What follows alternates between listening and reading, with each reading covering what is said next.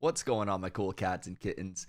It is your boy Dustywhy back with another banger for you to add to the collection. Today, we are going to be taking a look at my current Bruiser build guide, and this is my medium Tumbler Footwraps build that I've been running for the past couple weeks on stream. As you guys know, I always drop these builds on stream first. I test them for a couple weeks, and then I make the build guide once I've got a really good feel for them. So if you want to see the content first, head on over to twitch.tv/Dustywhy, drop a follow there, subscribe on the YouTube over here so you always know when our content is going live, and comment down below. Let me know if you've got any questions at the end of this. I appreciate y'all checking me out. Let's get into it. Going hell, 3, 2, 1, go, go, go, go, go, go, go. Almost there. Bottom. Got you here. Hunters, I got you. Dusty, top. There's one more. Malo now. Step and look bottom. Step and look in our on you. Shocking on bot. I'm on signing. I'm on signing bot. Everybody on. Everybody on. I'm on. Get on. Get on. Get on. Get on. Remember to land. I'm running bottom point. I'm just gonna sit Get on. here. Get on. Get on. Get on. Get on. Get on. 7 We win. 5 seconds. Yeah. Let's Oh my god, Oh bro. my god. What the f? Oh my god. That's so We're disgusting. still dog shit, guys. We're still That bad. war was we're the best. Oh my We're god. the best, bro. That war with I'm no fucking featherweight dead. is Honestly, that's a really crazy. good Yeah, I'm not game. gonna lie, I Oh my didn't enjoy God. a single moment of that. Oh, that was terrible. Now, before we get into the gear set, it's important to note that Tumbler feet wraps as an actual item offer fewer perks for us that are usable when compared to Freedom Pants, which my previous guides were for. The refreshing and the physical aversion that come on the Tumbler feet wraps are both pretty mid perks for us. What makes these huge value is going to be the shirking blessing. Successfully dodging an attack gives you 15% empower and 20% fortify for 5 seconds.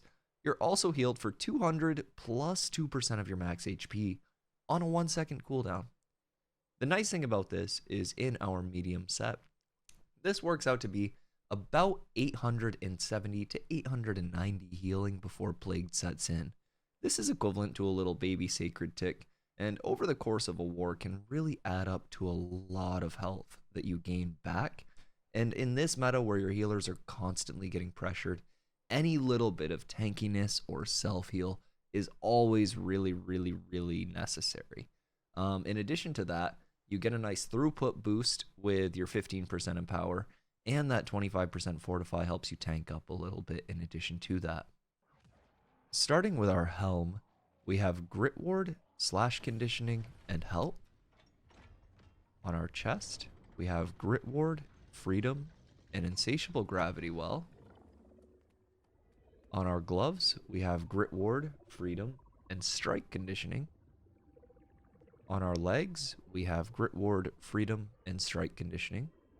And on our boots, we have Refreshing, Physical Aversion, and Freedom. This is going to give us a grand total of 4 Grit Ward, 4 Freedom, 2 Strike Conditioning, 1 Slash Conditioning, 1 Health, Insatiable Gravity Well, 1 Refreshing, and 1 Physical Aversion, which don't really do too much for us at the end of the day. Overall, that Freedom and that Grit Ward base is what I always love to build off of, so if you're just starting your Tumbler Footwraps build, try to get to that 4 Grit Ward, 4 Freedom with Gravity Well, and add in those extra tanky perks from there. Now, if you are a new melee player, be sure to go check out my Freedom build guides as well, as Freedom makes gearing out a lot easier to start. A lot less of a specific need for perks, and you can kind of freestyle, save some money, and get into bruising at a lot lower of a commitment level. Let me know down in the comments below if you run Tumbler Footwraps with any different perks, what you change, and how you feel like those changes impact your gear set overall. Now, this is actually the first build guide that I've put together where I've been able to use the same character for every slot. So shout out to everybody that's helped me get this Marama character all bissed out, especially Envy crafting this huge chess piece for me. But moving on to the weapons, what we're going to have next is our Warhammer, which is Plague Strike's Thwarting Counter and Sundering Shockwave. In my opinion, this is one of 2 S tier options. The other option being Trenchant Strikes instead of Thwarting Counter. Gives you a little bit more consistent damage if you're hitting healers, light armor, or supports that may be off the edge of the point. And thankfully, due to Legacy of Crassus coming back, Wrath of Decimus is a farmable Great Axe that features Refreshing Move and Enfeebling Maelstrom, as well as Thwarting Strikes. Now this drops with Thwarting Strikes and Enfeebling Maelstrom. You just re-roll and add on the Refreshing Move yourself, and you've got yourself an S tier Great Axe that's farmable from the event. Now supposedly, this Great Axe is supposed to drop, as is every other droppable item, after 8 kills of the boss. Unfortunately, I had to kill the boss 21 times on my West Coast character before I actually saw this Great Axe. So, you may have some varied luck there. Just stay on the grind until you get it. I promise it's out there somewhere. For our jewelry, not much has changed throughout the build guides. We're sticking with the classic Ankh with Divine Health and Slash Protection being added on instead of Stamina Recovery, thanks to the baby Stamina Recovery that we get in our Great Axe tree. We've got our Privateers, Harry Loom? Certainly that'll get fixed soon. With Invig, Slash, and Hardy, in my opinion, that is the best combination for a ring right now. Now there is an alternative option to Privateer's Harry Loom, and you can actually farm up Champion Ring from your PvP track, and that comes with Invig Punishment and Hardy as the 2 perks, and you can actually just roll on your 3rd perk of Slash Damage yourself.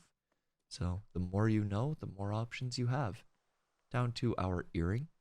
My personal favorite right now is Refreshing Toast Nimble and Fortifying Toast. The Fortifying Toast being an 80% uptime just gives you a really nice bit of extra fortify going in and out of the clumps where you're most likely to be potting. Refreshing Toast reducing that potion cooldown, and Nimble giving you a little bit of extra stam regen. I, as a bruiser, do believe that stamina is life. Now, some people do opt for regenerating instead of Nimble.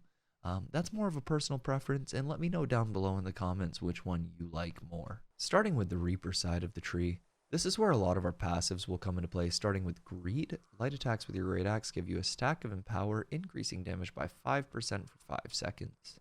Thus Embrace, increase armor penetration of Great Axe attacks by 10% against foes below 50% health.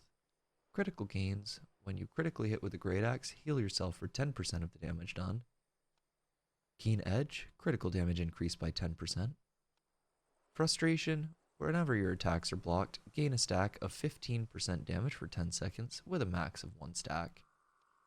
Critical Condition, Great Axe attacks against foes below 30% health have 15% increased critical hit chance. We'll go over and grab just 1 point in our charge because we primarily use this for escape, and then over to the Mauler side of the trio we go. We're going to start out with what I affectionately refer to as baby Stamina Recovery with Mauler's Resolve. If you get hit while holding a Great Axe and are below 50% HP, gain 40 stamina on a 20-second cooldown. Enduring Strike adds grit to Great Axe heavy attacks. Also grants 12% damage reduction while any grit is active. This, paired with Grit Ward, giving us another 12%, and our 350 Constitution passive, giving us another 10%, gives us a total of 34% flat damage reduction anytime we have Grit active, and all you have to do is left click. We'll move down now to Crowded Protection. While holding a GA, gain 20% armor when 3 or more foes are within 4 meters. Center of Attention, while holding a Great Axe, gain 10% damage when 3 or more foes are within 4 meters. And Mauler's Fury, Great Axe attacks grant a stacking 3% damage increase for 3 seconds with a max of 10 stacks. We'll grab Maelstrom. We'll extend the pull range by 50%, cause it to consume all projectiles while it's active, and we'll give it an extra attack and grit during the startup. We'll take our Gravity Well, increase that burst damage by 10% for each foe caught in it up to 5 targets, and give all allies a 10% fortify while they're in the Grav Well for those big collapses. And over on the bonking side of things, starting with the Juggernaut side of the tree, We're going to grab Hammer Time and gain an Empower on heavies and half-heavy attacks, increasing our damage by 20% for 4 seconds. Exhaustive attacks, all Warhammer abilities apply exhaust, slowing target stamina regen by 20% for 5 seconds. Hardened Steel adds grit to our Warhammer heavy attacks, also grants a flat 12% damage reduction while grit's active. Contemption increases heavy attack damage by 15% against targets under 30% HP. This is going to be really nice for finishing some of those kills. Quick Recovery, heavy attacks that hit reduce cooldowns by 7% with a max of 5 reductions per attack. If you hit 5 targets, you get 35% cooldown reduction. Power Through Pain, deal 35% extra damage for 1 second after taking damage. We'll grab Armor Breaker. We'll add grit to it, cause it to lower target's armor by 30% for 10 seconds, and then increase the damage of it by 25% against targets above 70% HP. On the Crowd Crusher side of things, we'll start with Outnumbered, increases armor by 20% if surrounded by 2 or more enemies within 3 meters. Concussive Impact, deal 15% increased damage against targets affected by Warhammer debuffs.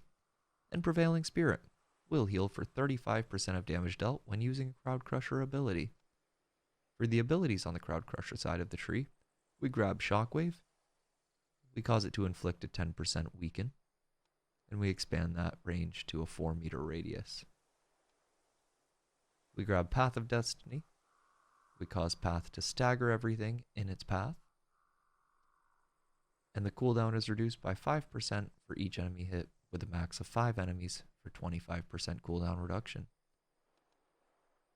Now, some of the Warhammer tree does break down to personal preference as well as where you play, so let me know if you run anything different than this, how you like it, and how you feel it may impact the build in the comments down below. Boys, thank you for staying and checking out that entire video. If you've made it this far, I want you to know that was actually the hardest time I've ever had filming a build guide. I filmed the entire thing thinking that everything was normal and then realized that I messed with some mic settings last night and I had to re-record this entire thing. So I spent just about twice the amount of time that I normally would just recording this. So I really hope you guys enjoyed it. Now, some of the gear is always subject to change. Let me know in the comments down below if you did change anything, if your set runs something different and how you're liking that. Same thing with my passives. I am always open to feedback with these build guides, and these are just meant to get some reference material out there for people to build off of. At the end of the day, so much in New World breaks down to your personal situation in war, where you play, and your own play style. So don't be afraid to take what I've built, experiment with it a little bit, and report back with what you've found. I look forward to hearing from you. I'll see you for our next video soon. Peace!